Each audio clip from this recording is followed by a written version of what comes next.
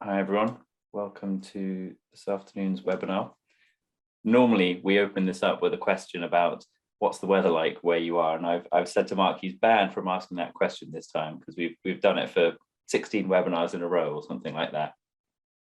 So instead, just to make sure that you all know where the chat function is, if anyone wants to put in the chat what's made you smile today, and we can just have a little bit of a chit chat and a wait for those that are running a bit late to join. The blue sky. I've got my windows closed so that I'm not just a silhouette, but it is a lovely day out there, and I'm going to try and make the most of it. What little bit of it's left after this. That's very sweet. That's my daughter's giggling. My daughter's giggling is one of the best answers, I think, Monique, that you can get. That's fantastic.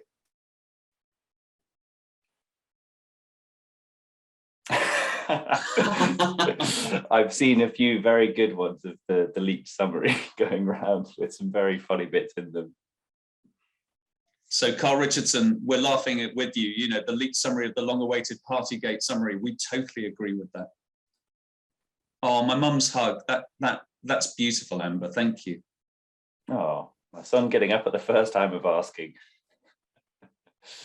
I was normally in the boat of being the son, not getting up at the first time of asking. So I think we'll just wait for what, 30 seconds more, or a minute more, and while people just join. So what else has made you smile today? We're just like, so just type into the chat function so that you actually engage. Attending the seminar. Joy, I'm thrilled. Sunshine, Gita. And with that, Jane, we're not going to beat that. A thank you note from my 2-year-old granddaughter with painty handprints. That's marvelous. That's very sweet. I think we kick off, Marcus. Let's do it. So good afternoon, everyone, and welcome to this afternoon's webinar about how to review your finance function. I'm Marcus, and joining me today is Mark Sowey. And as a brief introduction as to who we are and what we do, we're part of the non-profit advisory team at Moore Kingston Smith. The rest of the team is up there on screen as well. So Mark and I are in the good financial management team, or the finance team as we tend to call it. But we also have colleagues who work in impact measurement, and then Dan in fundraising. So we cover a really wide range of different topics, both in our day-to-day work and then in these webinars as well that we've also been running really since lockdown 1 began, covering a whole host of different topics that, if we move on to here, we have all been put online since for people to look at and to rewatch or watch for the first time in their own time. So there is now a large backlog of different topics that we cover in hour-long sessions. And we're not stopping. We're still doing more of these in the future, not quite as often as we were before. But we have a few coming up. So there's some training days as well of how to review your finance function, which is a more in-depth version of this. And it ended up being so popular that we're actually running it twice. So we've got one on the 23rd of February and then another on the 10th of March. And then on the 31st of March is an impact training session about how to optimize the social value of your organization. And then some upcoming webinars as well are achieving social value for money, which sounds like it's tying slightly in towards that training session. And then a fundraising one in April about how to measure fundraising efficiency. So that's just some of the stuff we've got coming up, and reasons why you might want to not immediately delete or put into spam the MKS folder, the MKS emails about upcoming events, just in case some of these are relevant or interesting to you. Now I'm passing on to Mark to talk about the different elements of a finance function before we get into how to actually review that finance function. Yeah, so thank you, Marcus. I mean, I'm going to take you through, if you like, the big picture. And then what we're going to do is we're going to dive into each of the different components. And when I started, I think it was 25 years ago, doing business, or finance function reviews, it was quite simple. We used to look at people, we used to look at process, and we used to look at procedure.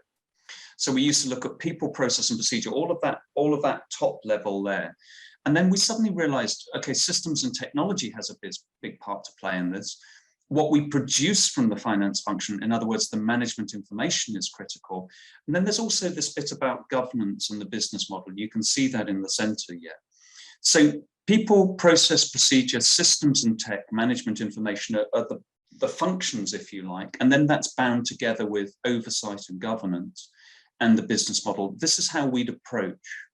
And so if you think about each of these different elements to a finance function review, people, does your organization have the right people in place with the right financial skills? And sometimes it can be that you've got too many people at a transaction level and not enough people actually analyzing or thinking or producing management information. So getting that balance right is incredibly important.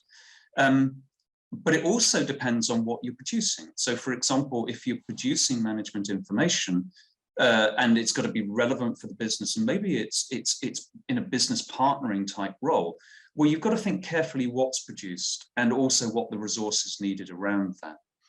So process and procedure, this is critical to getting, if you like, the finance function right, because your processes need to be proportionate and they need to be appropriate for your organization.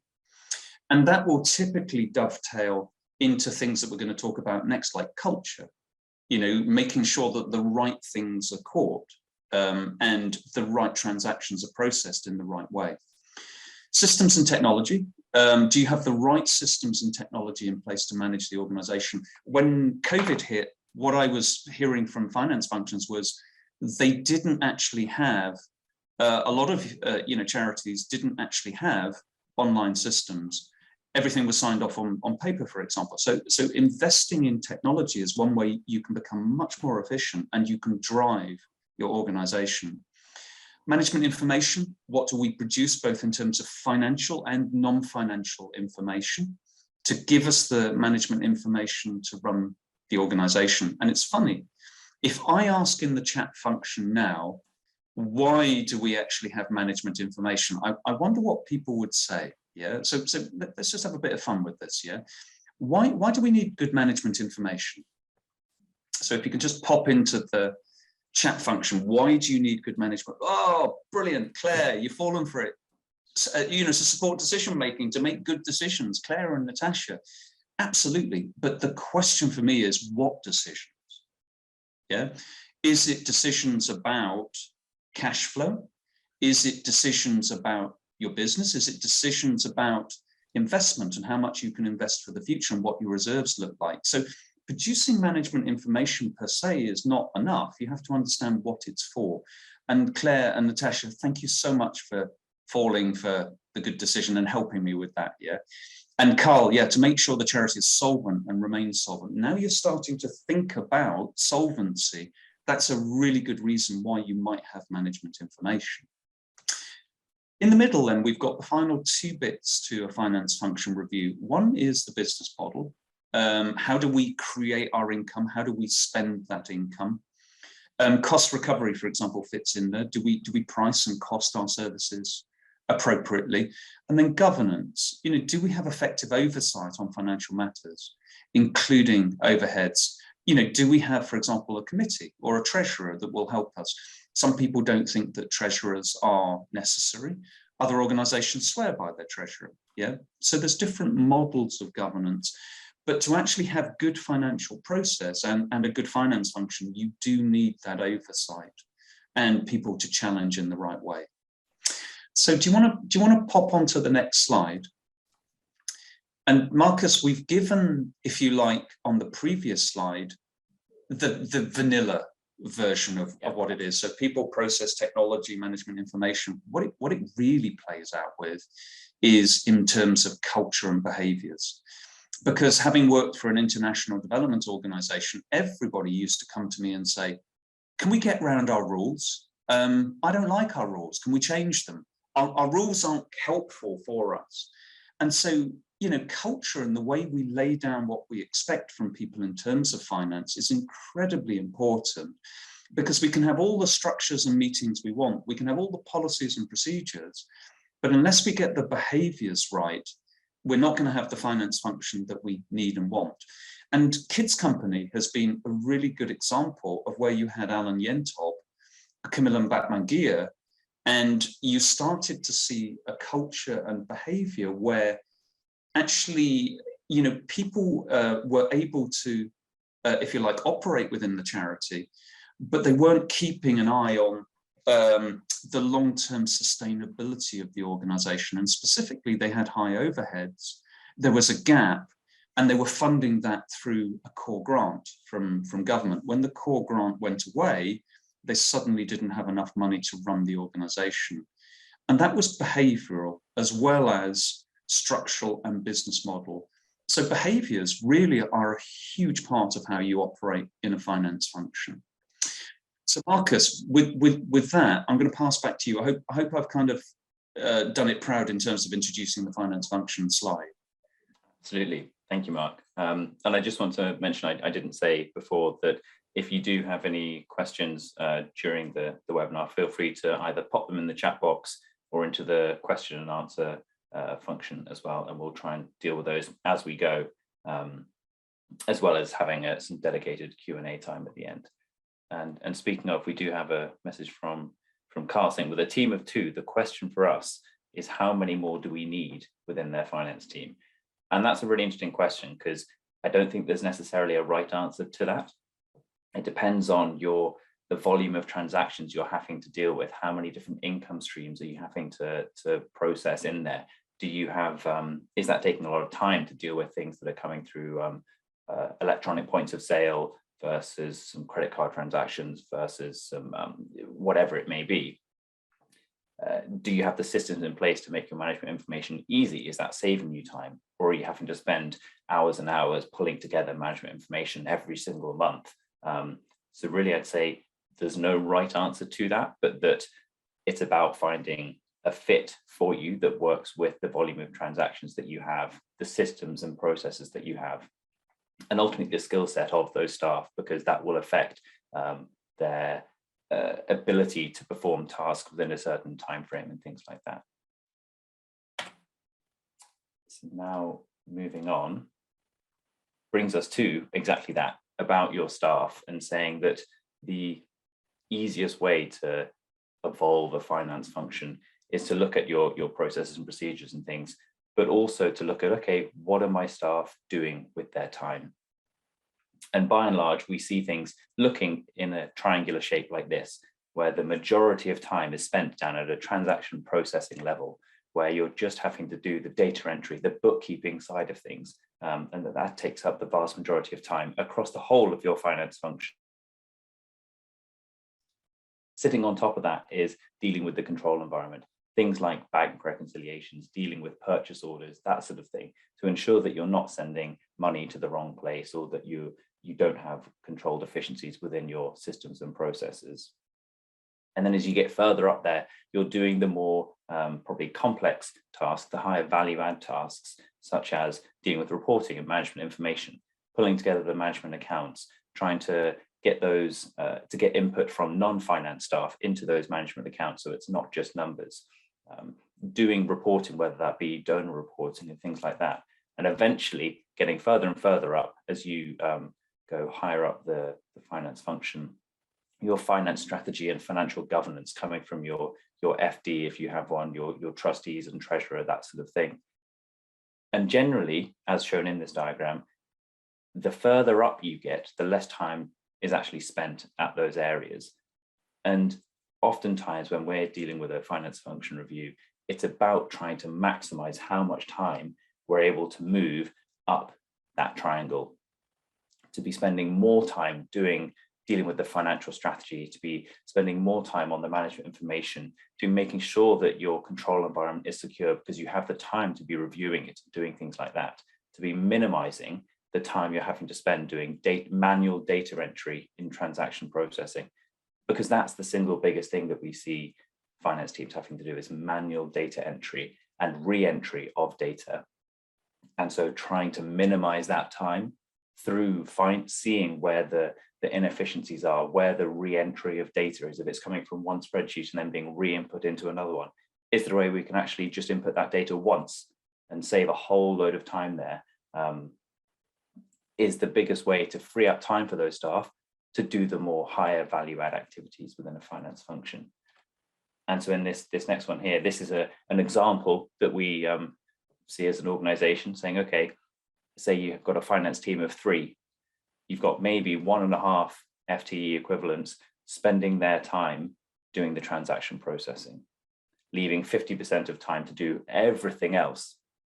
Of that everything else, a lot of that ends up being spent dealing with the control environment, dealing with the bank reconciliations, purchase orders and signing off of invoices, things like that, which leaves not very much time at all to deal with management reporting, financial strategy, financial governance, things like that. I wonder if we have any FDs on this call today. I wonder how many FDs find themselves getting bogged down dealing with the control environment and even day-to-day transaction processing and maybe some management reporting, meaning that they just don't have the time left in their days to be looking at a financial strategy for the organization, to be dealing with the financial governance and linking in with the rest of the organization to make finance more of a business partner to your charity. Because the number of organizations that we've got involved in, generally the finance director is barely having time to do all those things because they're so busy dealing with the control environment, so busy dealing with transaction processing and checking and rechecking data entry and things like that. So what we would try and do is say, okay, how can we move things further up? How can we make sure that you're spending more time doing those higher value add activities? And it's still not going to be necessarily a huge amount of time because of the nature of organizations that you are, there's still a lot of transaction processing and data entry to be done, even if you manage to automate and reduce re-entry. So there's still going to be a substantial amount of time at transaction processing level, but it's about trying to reduce that as much as you can, rather than just having a wasteful data re-entry or things like that.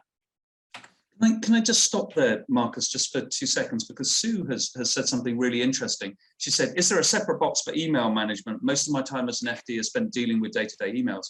Sue, when I was at Care International, it was exactly the same. I used to get about 240 emails a day. And the thing is, you can't handle that volume of emails. And so, you know, what I learned from that is that email etiquette is actually really important for the finance function as well, because if you state what, if somebody writing to the finance function states what you want back, what's the action needed, and highlights that in bold, you can make, if you like, the email trail much more efficient.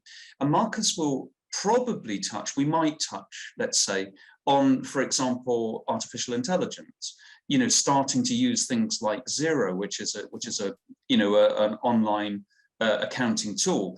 That's how it starts to play and starts to do its transaction processing more effectively by using an effective email trail. Yeah.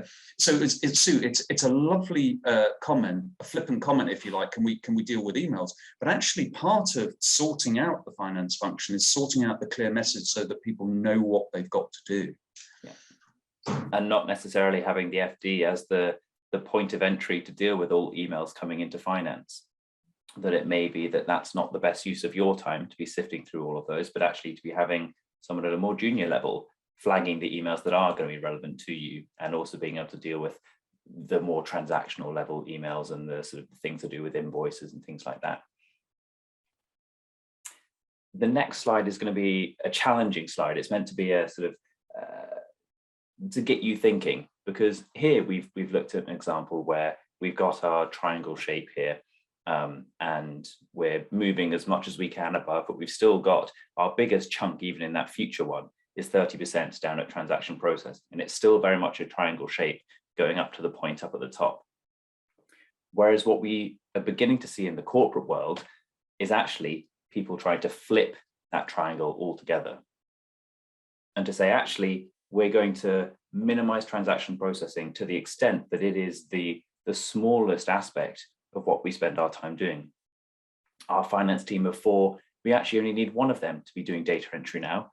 The rest of it, we're able to be dealing with control and insight, financial performance, doing more of the monitoring of what these numbers actually mean. And I don't think I necessarily agree that that's achievable within the finance function of a charity. I think it's potentially an aspirational goal to be trying to move towards if possible, but I do still think that given the nature of organizations that we are, having to deal a lot with staff time working on different projects, recharging across multiple different services, having to deal with donations and a whole bunch of different income streams. There's still going to be a fairly hefty amount of data entry or transaction processing. But this is just to try and get you thinking that actually we can try and move things to the extent that that bottom of the pyramid doesn't necessarily need to be taking up 50% of your finance function's time. How can we try and reduce that time, whether it be through, as Mark's just said, better use of intelligent systems and finance packages, or even better use of your existing finance package? Because oftentimes we see organizations using a system and going, yeah, we've got whatever it may be, Sage 200, but we definitely don't use all of it. We still use purchase orders outside of the system because we haven't bothered setting them up and things like that. So even in your existing system, the answer isn't necessarily to try and go, right, we need a whole new finance package.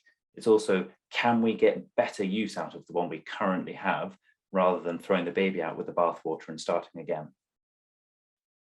And there's the little challenge on the right there of, what do you think is an appropriate time split for your organization's finance function? So if someone has an idea of what they think theirs currently is, what their split is at the moment, then do pop it in the chat box. And even better, if you have an idea of what you think you want to get that to in the future.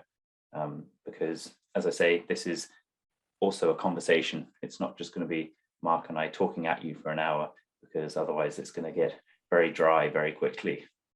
Or either that, or I'm going to throw a wobbly and say, like, sort of, come on, everybody, let's get the chat function going.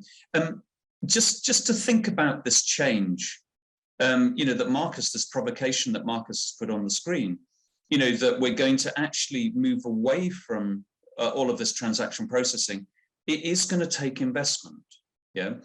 And there's a great comment that's just come in the chat function, which is from Amber. The data hectic processing is reduced at our charity by getting a new, well-advanced accounting package. And this is the reality, that if you're able to invest in technology and you're able to invest in a decent platform for the future, it can really pay dividends in terms of the time you spend processing. Yeah. It can distribute out to different staff, and also staff can access their own data when they want to. So, for example, I might want to run a report to see how my income is going at the moment. I can do that in real time, but I need the systems to be able to do that. So, and you Marcus, don't need to go to finance to do it. Yeah. So just going back one slide, it's really, really important as you think about the change that you want to make in your finance function between now and the future, to ask yourself how you're going to do that. Yeah. And it might be a different set of skills. It might be different process and process efficiency, or it might be technology. Yeah. So there's a number of different tools you can lever to move you to where you want to get to. Yeah. And Carl has also put in the chat that we follow this type of structure with the inverse pyramid by outsourcing transactional bookkeeping. That's interesting. I haven't seen many organizations that do actually outsource the entire bookkeeping function. I've seen bits where payroll might be outsourced, but generally not bookkeeping itself. Anita said, we have Xero. Is this the best tool? Well, I was going to say Xero is a cracking tool. I really like it. There's other artificial intelligence systems that are coming along as well. The flip side of that is that Xero is not strong in terms of restricted, unrestricted. So Xero is like your mobile phone. So Xero is like an app on your mobile phone, and people will build modules for Xero where they see the need for it. It's a cache-based system. And also it's built where people have had the experience and want to bolt on to what they've already got. And so the charity sector hasn't really used Xero to the extent it could have done yet. But I think once we get those tools and those apps for restricted, unrestricted, I think it's a cracking tool. The other thing is there are other finance systems now starting to come along that are accounting tech. Yeah. I think that's going to make a real difference. And I mean, the systems that we're moving away from, which are the unitary systems, where, for example, you close the purchase ledger, you close the asset module, you fire it to a general ledger once a month. Those are going to become a thing of the past, because in the old way that we used to have finance systems, they're just not flexible. So I think the final thing about Xero is it gives great flexibility. From Jane, when are the restricted, unrestricted modules likely to be available for Xero? I don't know. It's being developed in the US mainly. It will be when the charity sector says that it really needs that sorted. But otherwise, I think Xero is really quite a good system. Should we crack on, Marcus, a little bit? We've got a couple of other questions as well. Natasha was asked saying, this is really useful. I have a colleague who would find it interesting. Will you be able to share the recording afterwards? Absolutely, Natasha. This will be shared with everyone who attended, as well as them being put onto the MKS YouTube channel, so it can be rewatched at any time. So both you and your colleague can also watch this back if you want to. And Marcus, there's also a comment from Jane. I trialed Xero alongside our Sage 50. I didn't find it suitable for our needs. Love to know why. Yeah, that's like gold dust to be able to share across this group. Yeah. So I was going to say, I think we've got a poll next, haven't we? We do indeed. Here we go. So we often get involved in a finance function review at an organization, partly because they haven't reviewed their finance teams or their finance function for a long time. And we get involved because things have stagnated and haven't been updated or changed for a long time. We find policies that are dated to sort of the early 2000s and things like that just haven't been touched or reviewed, let alone updated. And staff that haven't been having to change the way they do their processes, or haven't been needing to add to their skill set, even if the organization has grown and their role has grown over time. So the question we're asking for just now, and I'm about to launch it as a poll, is when did you last review the different aspects of your finance function? And so that's to ask, not just looking at one particular bit. So not just to say, oh, we looked at our purchase orders and put a process in there. It's to say, when did you last look at your finance function as a whole and say, okay, is this still meeting our needs? What do we need to change, and how and why? And so I'm going to click launch now, and it's the answers are within the last 12 months, 1 to 3 years, more than 3 years ago, or never. And so hopefully that should be popping up on your screens now. And if you could just click whichever one is relevant to you. Everyone's being really quick here. We've got 46 of you who have answered so far.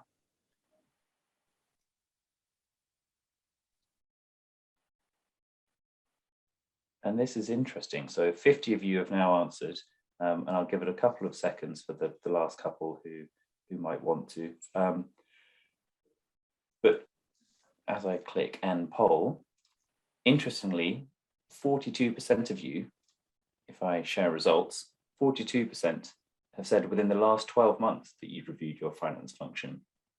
And that would be really interesting to know if you're able to put in the chat box why that might be.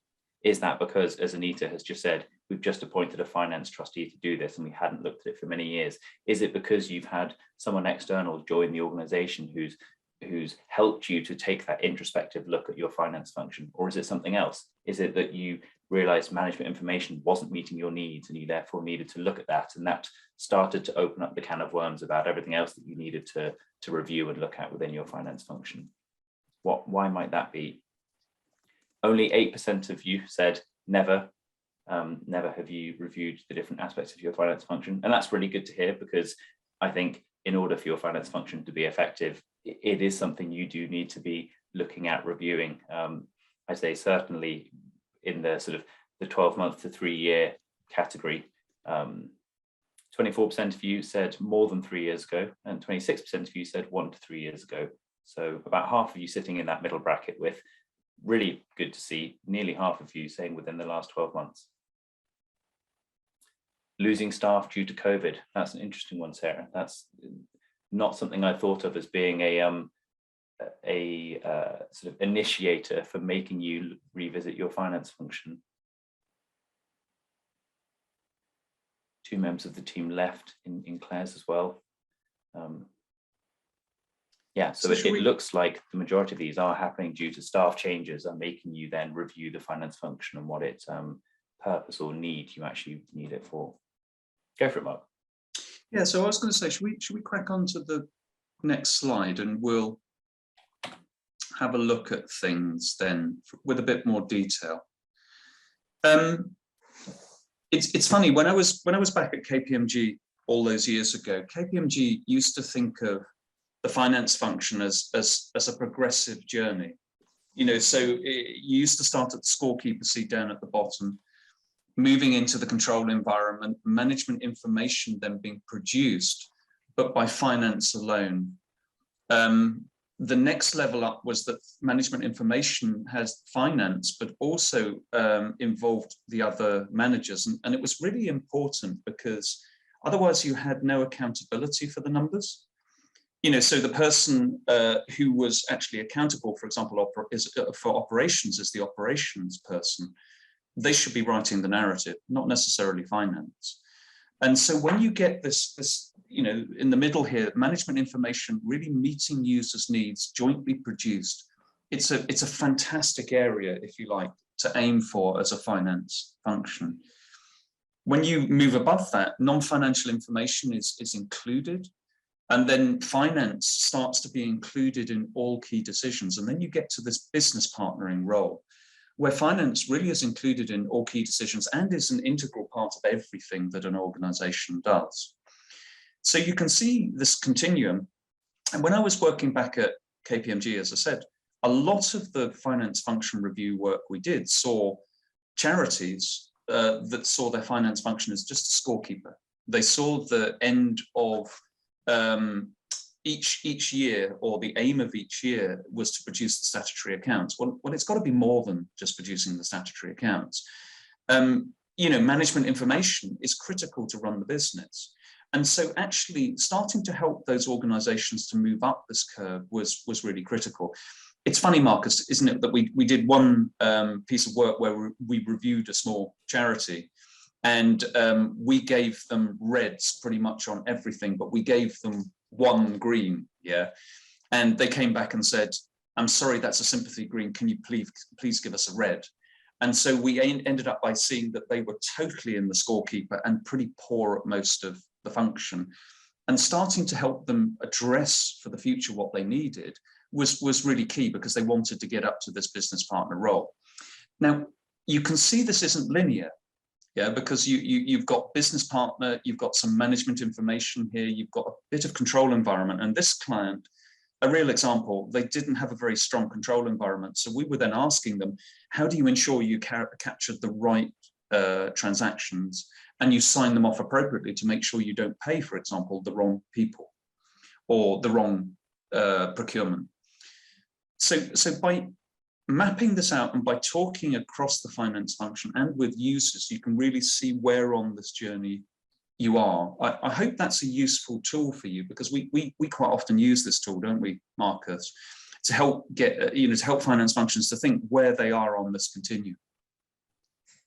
So if we go to the next slide, I think this is where Marcus and myself are going to do a double act, because we regularly help organizations then to think about how they're going to change the finance function. And I think there are 5 different levers that we can.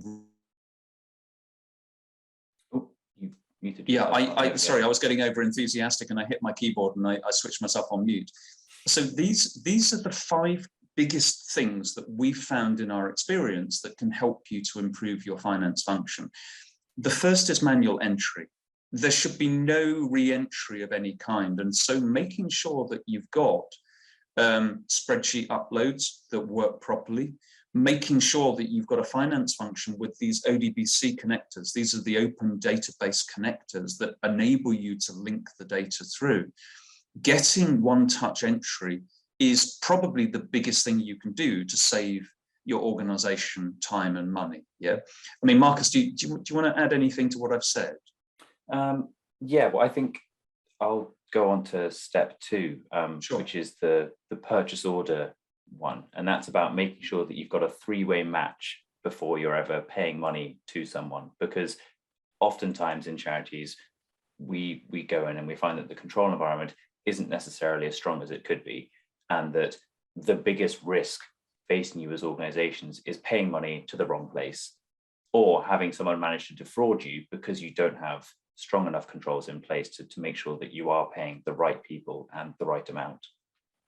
And so getting that three-way match, making sure that you have the purchase order, that you have the invoice, and that you have actually received the goods or service that you're paying for before you're actually making a payment is really, really important. And interestingly, I was having a conversation with a client, I think it was yesterday or the day before, about, they were saying they have recently switched to Xero and they're really, really loving it as a system, other than the one thing they're struggling with is that because it has, or at least the way they have it set up at the moment, is that it has even levels of access across the organization. Every single person has access to approve and edit and change purchase orders. And so as a control environment, it's an incredibly weak control environment, because it's meaning that anyone can go in there, raise a purchase order, approve their own purchase order, say that it's matched to an invoice, and authorize purchases and payments of things because of that. And so that is the easiest control to change, to make sure that your finance function is meeting the needs of your organization by having a more secure control environment. And don't forget, you can drive the purchase order to become far more efficient through technology.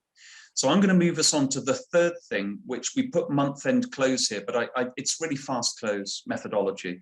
And fast close methodology just says, how do you get the right information in place to close? And as finance people, we tend to be perfectionists. I'm sorry for just, like sort of being generalist, but we tend to want to get absolutely everything right. And I've certainly worked with 2 or 3 clients in the past where they haven't got the credit cards into the system, and that's held up all the reporting for quite a long time. So in terms of reporting, we would be saying that you should be looking really towards closing your ledgers within 5 days of the month end. Yeah. Now, closing your ledgers within 5 days of the month end, reporting in the next week after that, we're talking about 7 to 8 working days to close and report. And the commercial sector will do it faster. If you're talking about needing information for decision making, you've got to have that on a timely basis. Month end close is critical to drive getting useful information, as you say, to be able to take decisions on a timely basis. So making sure that you're adhering, if you like, to 90% correct, pressing the button when you're there, that's fine. You can accrue some of the other numbers. You can move much faster. And we tend to find with the clients we work with, Marcus, that it's taking 21 days, maybe over a month, maybe 2 months to close. It's not giving you the information you need. And so step 5 as well, this flash figures. In other words, you don't have to produce a complete reporting pack. Do that every quarter. But every single month, hold on to flash figures so you can see the income, the expenditure, and you can give people the information for decision making. And ideally, through step 4, having a tool that is doing that at the press of a button to generate a report for you, which takes time in the at the start to set that up correctly, but it saves you time in the future, because you are hopefully every month not needing to do manual entry of creating your management accounts or your management reports in Excel, which is what we see a lot of, and it's leading to a lot of manual data entry. And every time you're having to do manual data entry, you're also increasing the chance of errors through transposition errors or translation errors. Just whenever you're having to re-input data, more mistakes will creep in. And so the more you can reduce that, ideally through having a better reporting tool or using the reporting functions within your existing tools better, that's going to help you in the long run. Yeah, and you can get some cracking bolt-ins or bolt-ons that sit in Excel, where it will take the information straight out of your computer system straight into Excel. You can typically find one that will drill down into systems as well, so it will give you all the reporting detail. You might have to spend a bit of investment money there to get that, but it really can save time. So just going over those 5 things again, we see the biggest levers, if you like, to make change happen is getting hold of manual entry and just getting to a place where it's just one entry, and then that flows through the system. Secondly, getting purchase orders right, investing in the tech around that. Month-end close, shorten it, drive it to being as efficient as you possibly can. a reporting tool that bolts onto your system, and then starting to say, what should we produce when? And I personally, I say quarterly pack of full information, but a flash figure every month. I think that's sufficient. Yeah. We've got a question from Amber saying, do you think, I presume that's a good receive notes, should be used by charities as we mostly pay for services? I think that's an interesting one, because you risk making a sort of a rod for your own back, the more complex you can make it. I've seen a lot of organizations that simply have something saying, if it's done in a great big Excel spreadsheet, there's a column that just says, has the good been received, or something like that, as a verification or approval.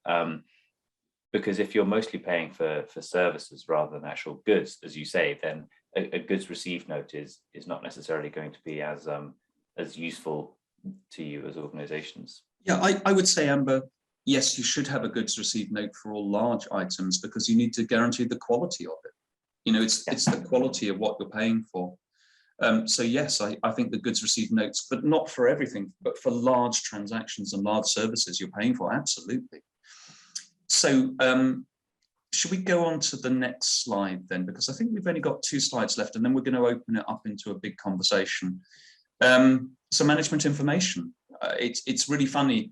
You know, management information, we time and time again see information that's looking backwards, and we really want to drive forwards. So in other words, we want information to help people to make decisions about what finances are going to look like in the future, rather than just making sure of the past. So how do you build into that? Well, it's forecasting. So forecasts are a big part of the work we do. Information has to be timely, it has to be relevant, it has to provide the right information at the right time. As I say, we're seeing information that typically comes 6 weeks later. You can't make decisions on that basis. So nailing down the information so it takes less than 10 days is your challenge. Yeah, and that will then create, if you like, a real working environment where finance becomes a real business partner, because it's useful. That's pretty much all I wanted to say about management information, and I think you've got the final slide, Marcus. Perfect. Well, this is just to link things back together and revisit the different elements of a finance function, and to be saying that it's not necessarily worth reviewing just one aspect of these, because they are all linked together. The management information that you're getting is affected by the systems and technology that you have. It's affected by the people that you have entering that data entry, and the processes and procedures they're following, things like that. So looking at just one aspect of this in isolation isn't necessarily going to be the answer for you. But as we also say in the bit above about keeping focused, trying to change every single aspect of your finance function at once is also not going to be the easiest thing you've ever done. And so it's about trying to get the big wins that you can get, those big levers you can pull that will make the biggest difference, about freeing up more time for your people to do better things, about making sure you're getting more timely and more relevant management information, about making sure that you're getting the best out of your existing systems, things like that. So it's not about a whole sweeping raft of changes within a finance function every time you do a review, because if you're doing this every single year, even if you're only changing 1 or 2 small things a year within your finance function, those changes will add up without having done one great big sweep the whole lot out and start again as one big review. So I'd say keep in mind the connected nature of these different areas, but also be focused on what's the big levers you can pull, rather than trying to change every single thing at once. Right, we've got a bit of a challenge here, Marcus, because we've got information coming in on the chat, we've got information coming in on the Q&A. We're going to have to manage both of those at the same time. Should we just open it up for a big conversation?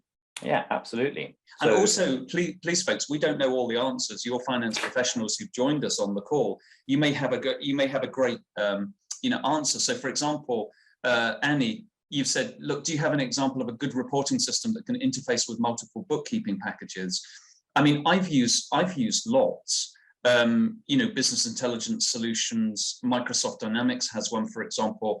But the thing is, I think if you go to the group and we actually share, that'll be far more powerful than me coming forward with something. And secondly, you've got to do a gap analysis, Annie. Yeah? In other words, what do you want to get from that reporting system and that bolt-on, which is going to help you? Once you've identified that, you can go out into the market and find that. So the reason why most IT implementations go wrong is you haven't planned, you haven't worked out what you want from the system, you haven't seen the gap. So everybody, if you've got a good reporting tool, just pop it into the chat. And as we go through, hopefully Annie can pick up some tips from that. Yeah. So as I say, we've got quite a few questions here, Marcus. Where do you want to go first? We're going to go to the chat function, aren't we? Yeah, I'll start scrolling up and seeing what people have.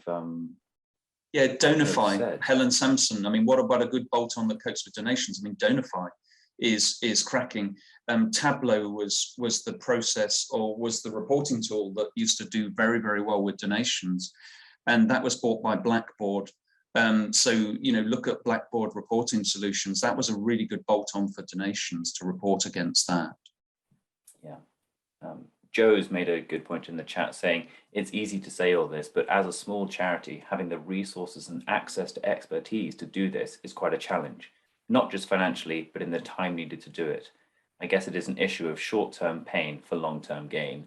And I think I'd wholeheartedly agree with that, that last statement that you've made there. It's often why we see finance functions not having been reviewed in so long, where people go, we know it's not quite meeting our needs at the moment, but we don't really have the time or the resource to review this or to change things. So we're gonna keep going with the imperfect system we have at the moment, because at least we know that, rather than trying to invest in time or change our finance package, but actually we change to another one that also doesn't meet our needs. Let's just keep to what we've got at the moment. And I've challenged, yeah, go for it, Mark.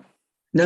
You finish off, and then I've got something else. I challenge that to say that actually, as you say at the bottom there, the short-term pain for long-term gain. I think it is worth doing that investment in time resource if you can manage to have it, even if that means getting some external support to help make that change happen. Because as you say, that long-term gain can be really, really worth it.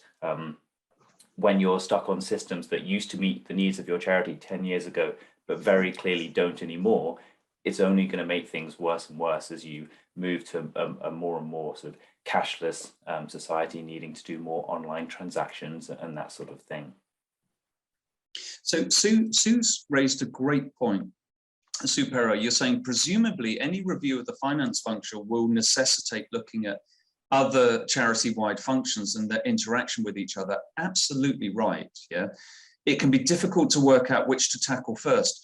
Well, actually, the finance function, I mean, the obvious answer is always go for the one that's causing you the most pain, Sue, first. Yeah, and if it's HR, review HR. If it's finance, review finance. But sometimes finance can be a good stalking horse to help review the rest of the organization because it's the most homogenous. People like to think that finance is quite difficult or quite different in different organizations. Well, it can be where you've got something specialist. But on the whole, assets, purchasing, cash, it's pretty standard, yeah, in a lot of those processes. So by reviewing finance, it can actually open the door then to a really powerful review of other functions. And I've got the scars on my back from Care International, where we went live on 86 different countries with grants and finance processes all at the same time. I wouldn't recommend that to anybody or to anybody, Sue. But at the same time, that process enabled us then to open up into other functions, like, for example, procurement, HR, etc. Yeah. So yes, I think that's a great question. Marcus? Catherine's made a very good point at the bottom here, saying it can be very difficult to persuade trustees to make the investment needed to drive improvements. And that's a real challenge to your trustee boards, about making sure that you've got trustees who are trying to be more than simply stewards, to make sure that it doesn't fail on their watch and then hand over the organization to someone else. That to try and get a trustee board who realize that as an organization, you cannot simply stay doing the same thing we've been doing 20 years ago, 30 years ago, and hope to still exist for the future and still meet people's needs for the future. Because people's needs and people's behaviors have changed in that time, and so must we as organizations to meet those changing needs and to meet them in different ways. Like Joe's comment, so Joe De Serrano, I really like your comment about external support to help you change. I mean, I've worked with AFID before, so Accountants for International Development is AFID. Charity IC Association, yeah, absolutely, reach volunteering. There are people out there that will volunteer their time to help you to change. And it's interesting to reflect that at Care International, we had Ashurst, you know, the lawyers firm, and we created a CSR program where their staff would actually come and help us. So they implemented our initial finance system and they implemented our IT systems. And so there was a really strong, you know, if you like, sort of link between the two. So Joe, I thought that's a really smart comment. You know, there are other places where you can go and get resource and support. Yeah. Yusuf, I know you very well, sir. Yeah, a good CEO once said to me, invest in finance, they will repay you in multiples of their cost. So don't hesitate to ask for resources along the tiers that Mark and Marcus referred to in the pyramid shape. Absolutely. Because Yusuf, you and I both know that if you get, for example, good information about procurement and you get that right, you can save a lot of money. Yeah. Good information about cost recovery, you get that right, you can maximize the amount you get back for the charity. So actually investing, when you put forward your case to the trustees, you can show here's the cost, but here's the benefit of what I'm going to get. That can be quite powerful for moving the trustee's mind. Which is exactly what Claire then said below, highlighted the risks and issues with their current system, and then quantified the efficiencies from the new system and how much time would be freed up for value adding and business partnering, which is exactly as you were describing just there, Mark, laying out that business case for, well, here's what happens if we don't move to this new system, and here's what we get if we do.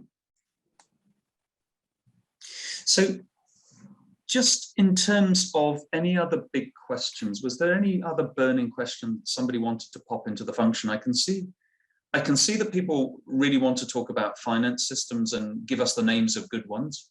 Well, we can't really endorse any, but at the same time, there are some new tech ones coming out that are good. Or, you know, some of the old favorites like Sage, for example, they're going online now. You know, those can be quite powerful. We've talked a lot about trustees and you know, the investment needed. And also, Marcus, I mean, you know, that triangle, that provocation you showed, which is the KPMG upside down triangle, if we're really going to make a movement forward like the commercial sector is, that's going to take a profound change in the way that we think. Yeah, it really is.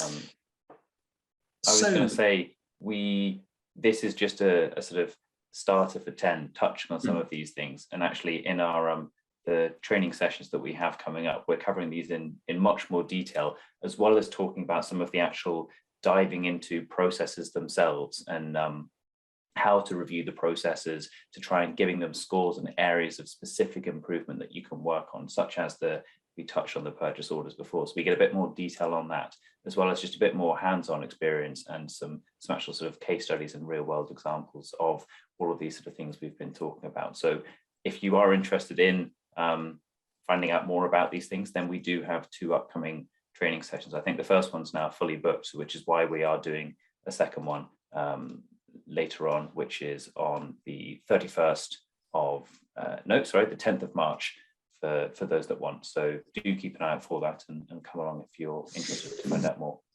And Marcus, I'm excited to talk about the higher level functions, which is what do trustees need? What management information do you need? How do you build non-financial and financial information, and also how do you budget against that? How do you reforecast and forecast?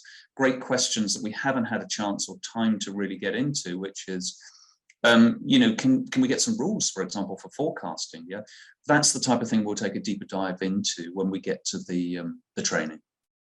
And Geraldine's asking, how can we register to the session on the 10th of March? I'll make sure that when the email follow-up from this goes out, that a link to the sign-up page is sent with that.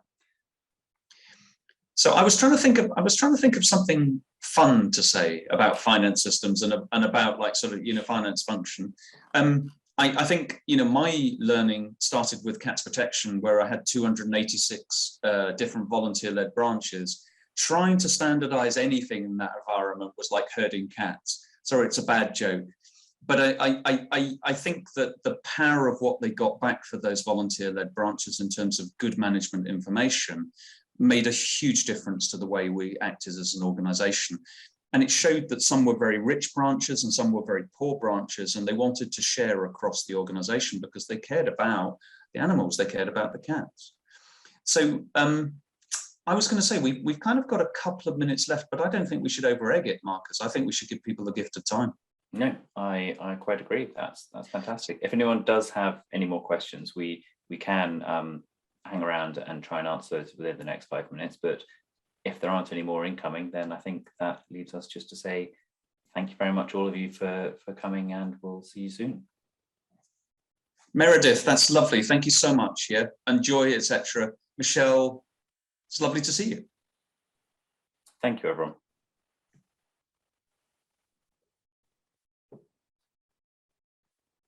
Great. Well, I think that's probably us done. Yep, it's a wrap. Take care. Much love. Thanks, everyone.